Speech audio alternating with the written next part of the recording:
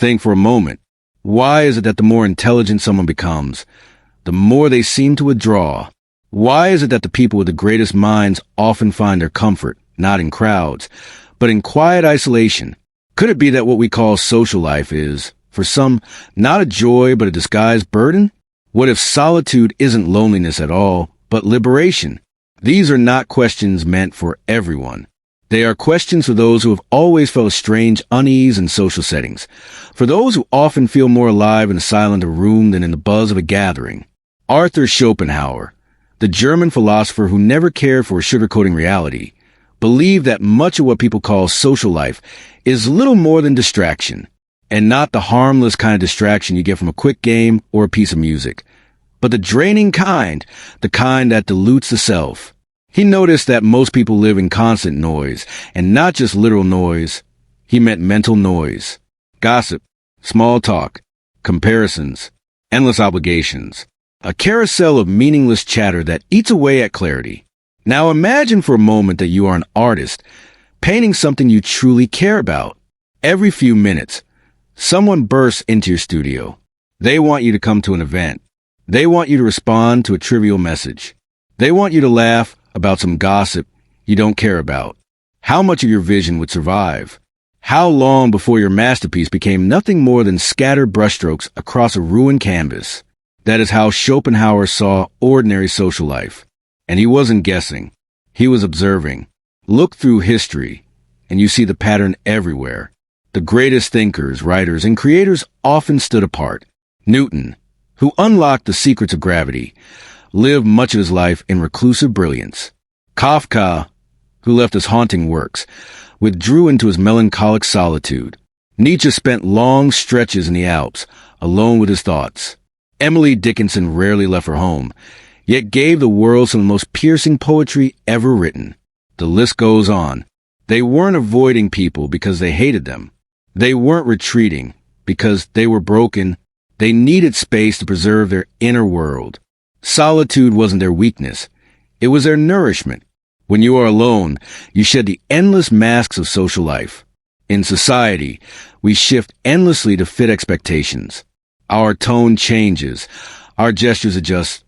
Our words bend.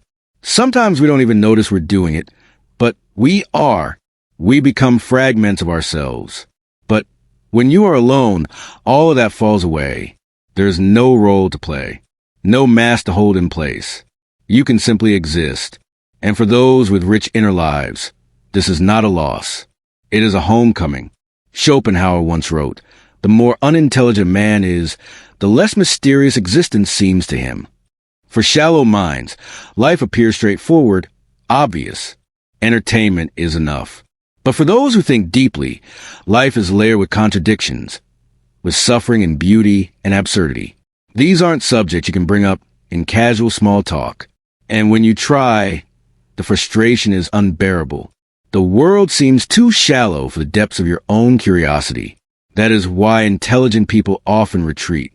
Not because they despise others, but because the endless friction between depth and superficiality leaves them exhausted. They crave conversations that mean something. They long for exchanges that reach the soul. And when those are rare, they choose silence over noise. But let's pause here. Isn't social connection essential for happiness? Isn't it human nature to belong, to gather, to share life with others? Schopenhauer would answer, it depends. The value of connection depends entirely on equality. Most people are not seeking truth when they socialize. They are not even seeking genuine understanding.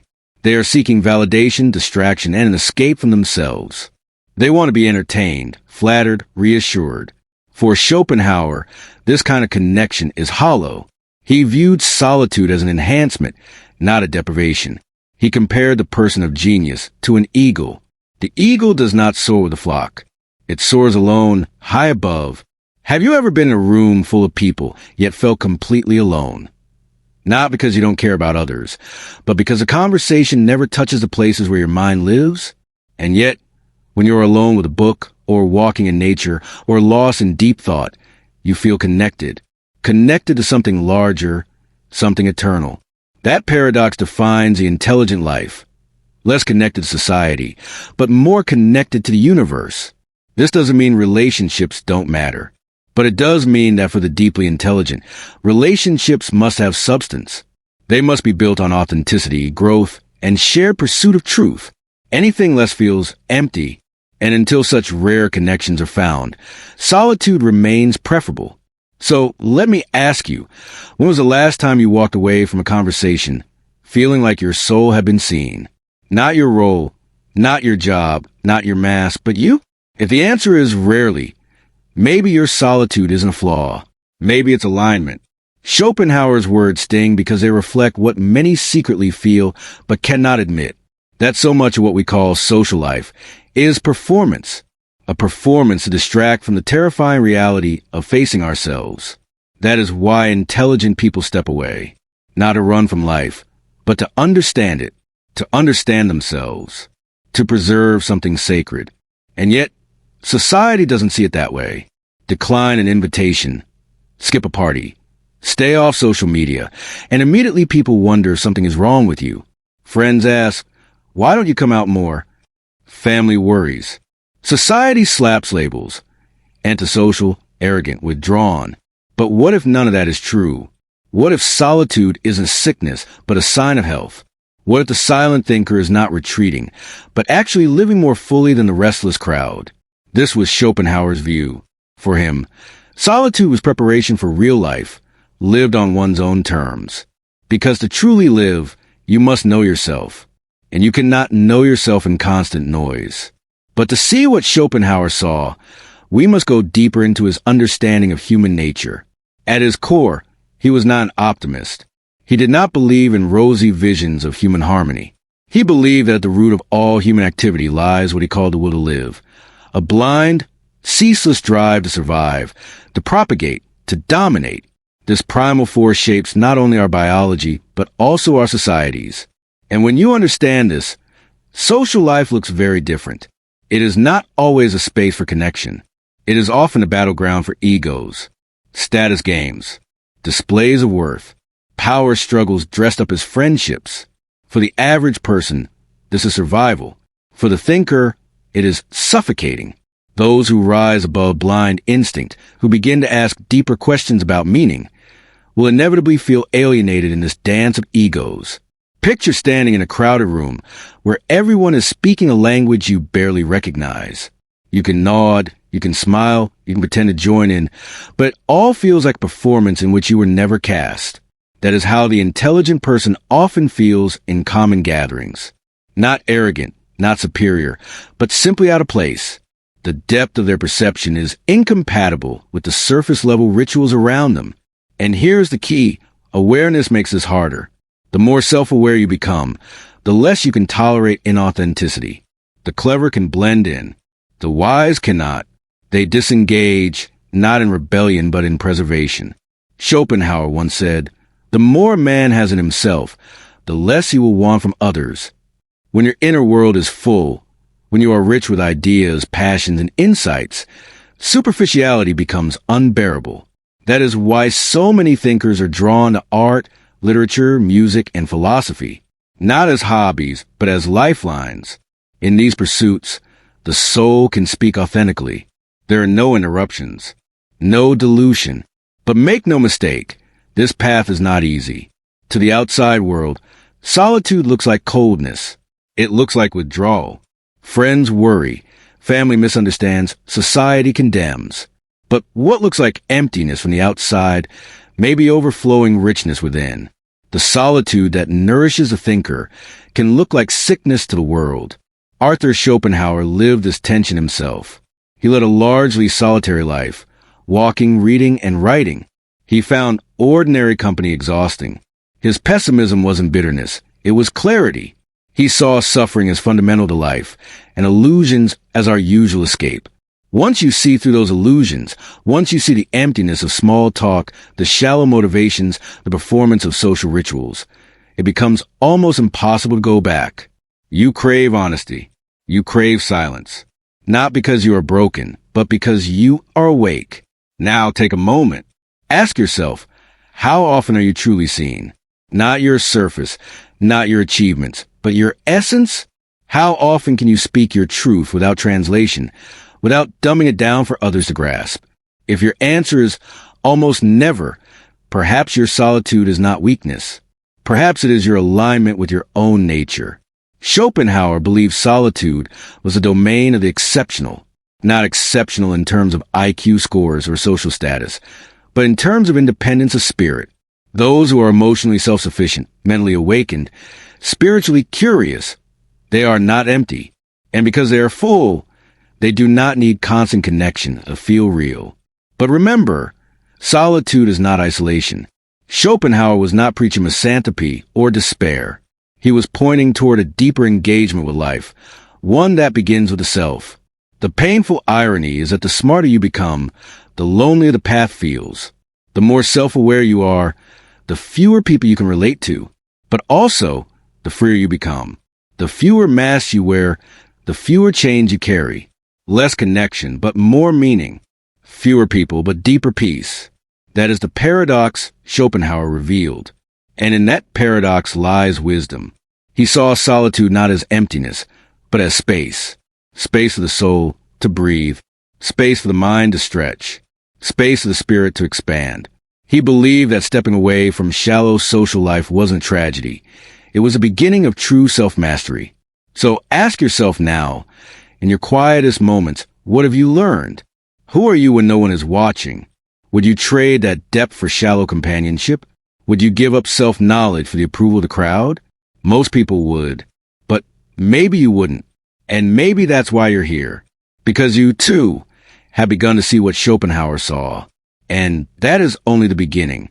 So if solitude becomes a sanctuary of the wise, what then is the function of social life? To answer that, we must look even deeper into Schopenhauer's view of human nature.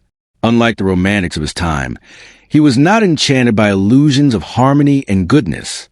At the root of all human behavior, he saw something raw, something relentless, the will to live. This will, as he described it, is blind. It does not reason, it does not ask, it simply drives. It wants survival. It wants continuation. It wants domination. And from this force spring not only our instincts, but our social behaviors as well. Think of social gatherings not as neutral spaces of warmth, but as survival arenas.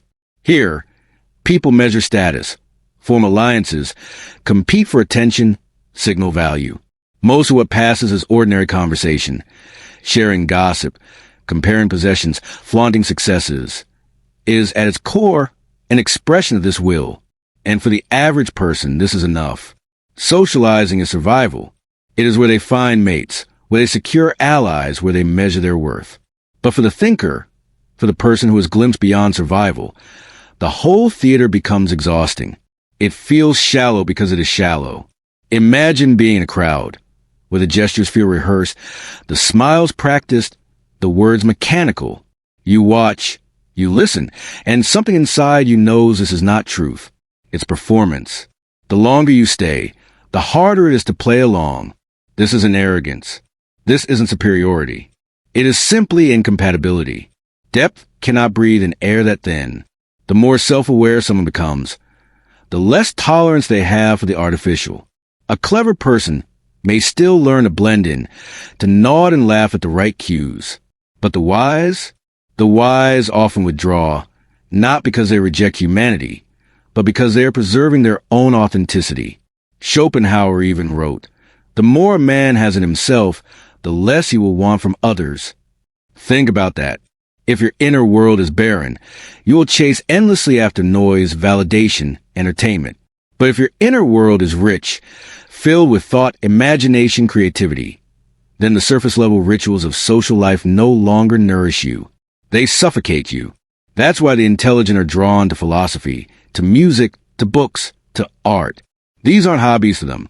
They are lifelines. They are the spaces where their depth can express itself without dilution. Yet this choice comes with a price. To those on the outside, solitude looks like emptiness. It looks like coldness, even arrogance. Why don't you come out more? Friends ask. Are you okay? Family worries. Society whispers labels. Antisocial, withdrawn, aloof.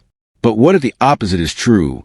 What if the one who spends evenings alone with a book, walking on a night sky, writing pages no one may ever read. What if that person is actually more alive, more centered, more whole than the one who cannot spend 5 minutes without reaching for a distraction? Schopenhauer himself lived this paradox. He spent long stretches of his life alone, walking, reading, reflecting. To some he looked bitter, but to him, it was clarity. He saw how much of life was illusion, how much of conversation was noise. Once you see that, it is hard to unsee. Once you taste silence, noise feels unbearable. And this is where the burden comes in. Because with awareness comes pain. You begin to notice how often people lie to themselves just to feel accepted. You notice how conversations fill the fear of silence rather than reveal truth. You see how many relationships are built not on love, but on mutual distraction. And the more you see, the lonelier you feel. Not because you are without people, but because you cannot unsee the gap between what is real and what is performed. But here lies the gift. For those who can endure this clarity, solitude becomes power. Not power over others, but power over oneself. The person who no longer craves constant validation, who no longer seeks to drown their mind in endless chatter, is free. They have found sufficiency within. They are no longer beggars of attention, but sovereigns of their own being.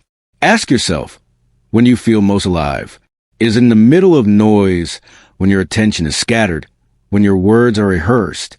Or is it in those moments of stillness, when you lose yourself in thought, in creation, in wonder? For some, aliveness is found in the crowd. But for others, for the intelligent soul, it is found in silence. And yet, society rarely celebrates this. Instead, it insists that solitude is a flaw to be fixed. From childhood, those who are introverted, sensitive, or deeply curious are pressured to conform. Join in. Why are you so quiet? Don't be so serious. And so many, fearing rejection, suppress their depth to fit in. They fake interest in things that bore them, laugh at jokes that drain them, chase approval they don't even want. But eventually, something changes. Some stop pretending. They stop forcing themselves into gatherings that feel empty. They stop apologizing for not enjoying the noise. They step back.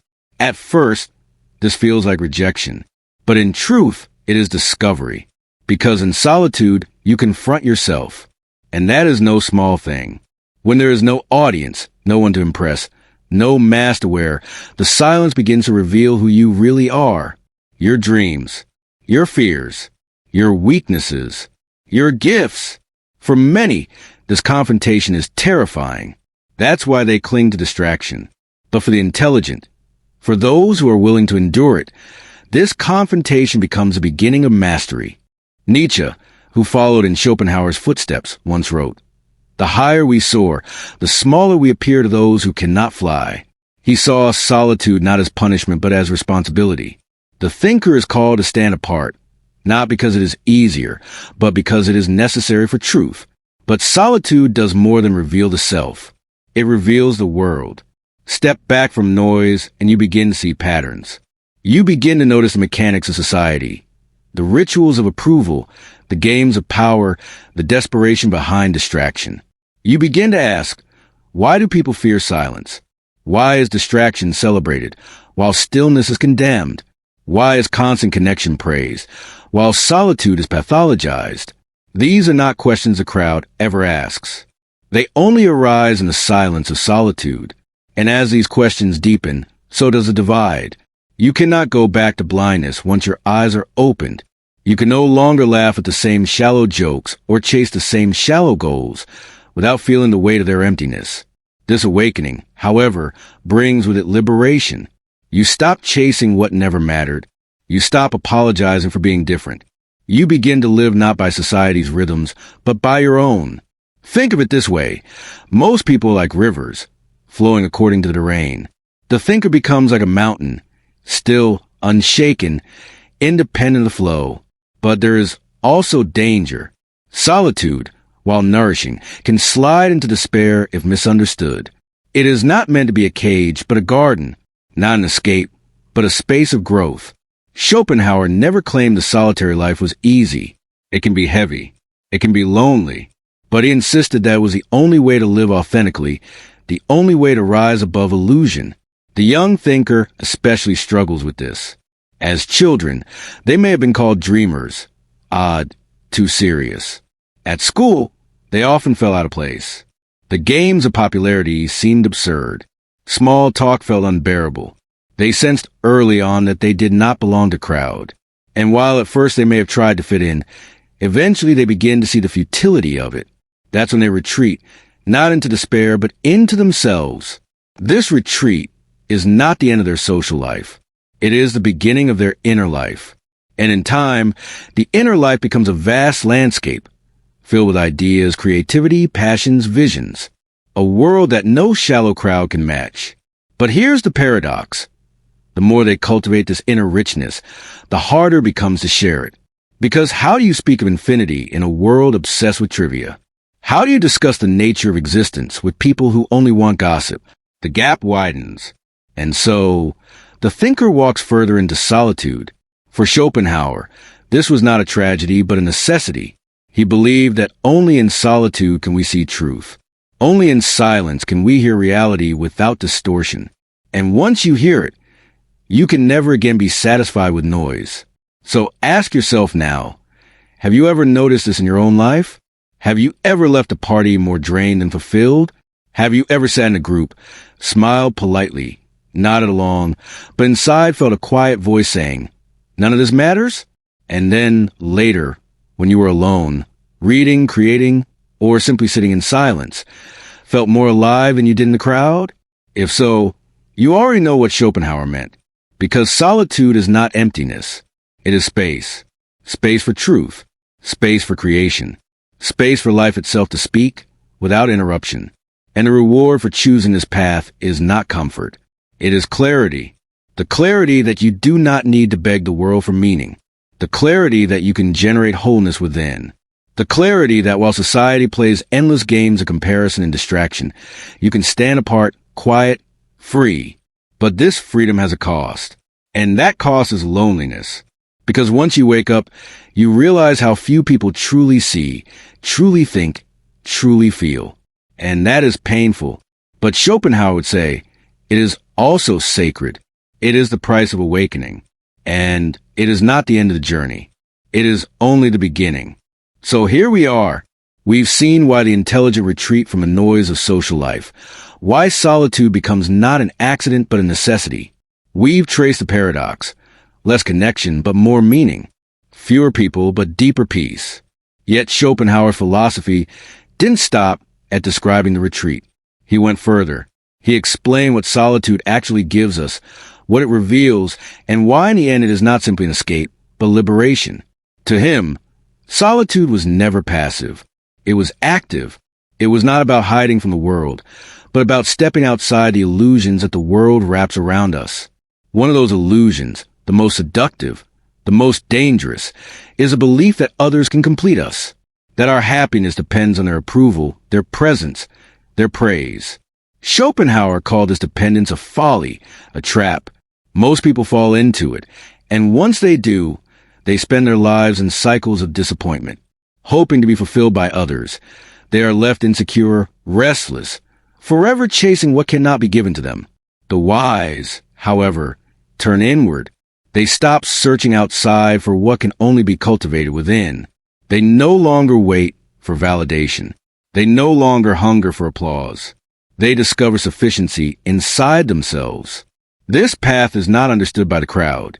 At first, solitude is ridiculed. People mock the loner. They laugh at the philosopher. They pity the quiet one.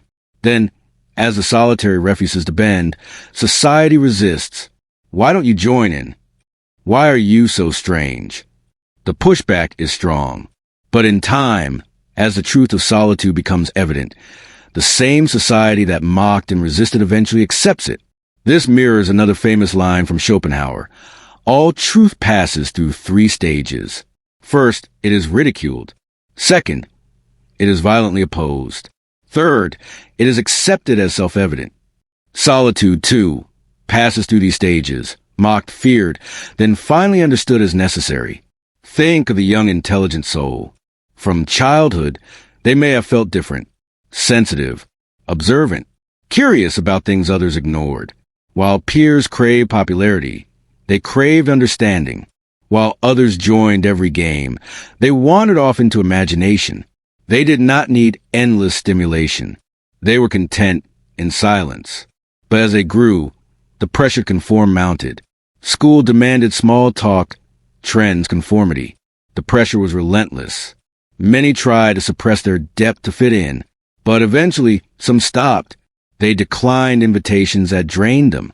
They retreated into solitude, and in that retreat, they began to meet themselves for the first time. And what happens in that meeting? At first, it can be terrifying. Alone in silence, there is no mask to hide behind. You begin to see your fears, your insecurities, your weaknesses, the parts of yourself you've avoided. That is why so many run from solitude. It confronts them with what they'd rather not face. But for the intelligent soul, for the one willing to endure, this confrontation is the beginning of transformation. Nietzsche understood this, too. He believed solitude was not punishment, but a sacred responsibility. The higher we soar, he wrote, the smaller we appear to those who cannot fly. Solitude, for him, was the cost of truth. The same for Schopenhauer. Solitude was not rejection of life, but elevation of it. And once solitude reveals the self, it reveals the world as well. When you are no longer caught in the noise, you begin to observe instead of participate. You begin to notice patterns in society, in politics, in human behavior. You see the hunger for validation. You see the terror of silence. You see distraction celebrated, stillness condemned. These truths are invisible in the crowd. They only emerge in silence. And when you see them, you cannot go back. You no longer crave what you once craved. You no longer chase what you once thought mattered. The illusions lose their shine. You stop begging for scraps of approval. You stop fearing loneliness. You begin to stand on your own. This, Schopenhauer believed, is the true reward of solitude. Sovereignty. Not sovereignty over others, but sovereignty over yourself. The man or woman who can sit alone and feel whole has a power that society cannot control. They are not easily manipulated. They are not easily deceived.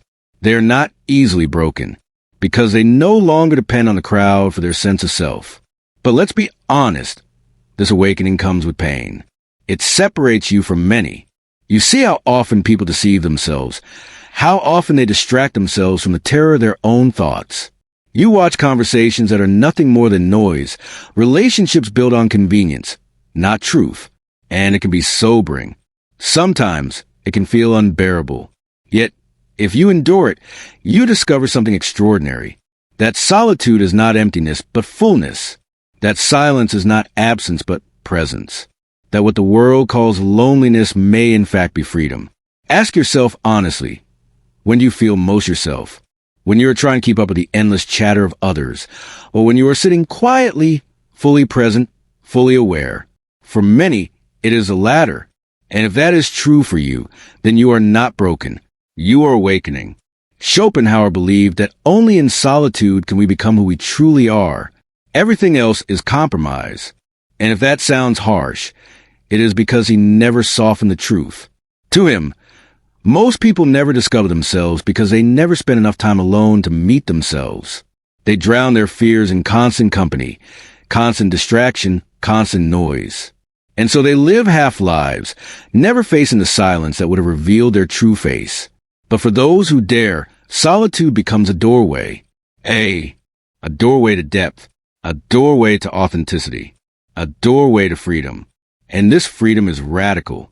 Because when you no longer need constant approval, when you no longer fear being alone, you can finally choose your life. You can choose your relationships, not out of desperation, but out of authenticity. You can choose your work, not for applause, but for meaning. You can choose your words, not for acceptance, but for truth. You become an author of your own existence. This is why Schopenhauer called solitude a kind of spiritual rebellion.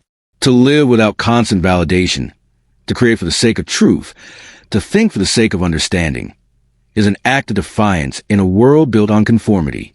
The solitary thinker is not retreating from life. They are elevating it. They are choosing clarity over popularity, meaning over comfort, freedom over belonging. And yet, The world will not let go easily. Once you find this path, the world will try to pull you back. It will tempt you with noise, with applause, with promises of belonging. It will whisper, "Don't be strange. Don't be alone.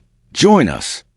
But you will know the difference, because you have tasted the silence that nourishes. You have stood in the stillness that fills. You cannot be tricked again. Now, turn inward one last time. Ask yourself, what have you discovered in your solitude? Have you become clearer about who you are, what you value, what you refuse to tolerate? If yes, even in part, then you are walking the same path Schopenhauer walked, the same path Nietzsche walked, the same path Jung walked, the same path of every thinker who chose depth over distraction. And here's a final paradox. The more you embrace solitude, the more powerful your presence becomes when you return to the world. You no longer speak just to fill silence. You speak with purpose. You no longer connect out of fear. You connect out of abundance. You no longer drift as a passenger in society. You stand as an author of your life. This is the sacred loneliness of the mountain climber, of the poet, of the sage. It is the solitude of those who refuse to live half a life. The solitude of those who would rather face the silence than lose their soul in the noise. So if you are one of them, if solitude feels more like home than any crowd, know this. You are not alone. You are part of a hidden lineage, a silent brotherhood, a quiet sisterhood stretching back through centuries. From Schopenhauer to Nietzsche, from Dickinson to Kafka, from sages in distant mountains to thinkers in silent rooms, you walk a path they too have walked. And when the world asks you, why don't you show up more? Why don't you join in? Smile gently and answer with the calm certainty of one who has already found what others are still searching for. Because you have. And in that discovery, your solitude is no longer a burden. It is your gift. It is not your weakness. It is your strength. And in that sacred silence, everything begins.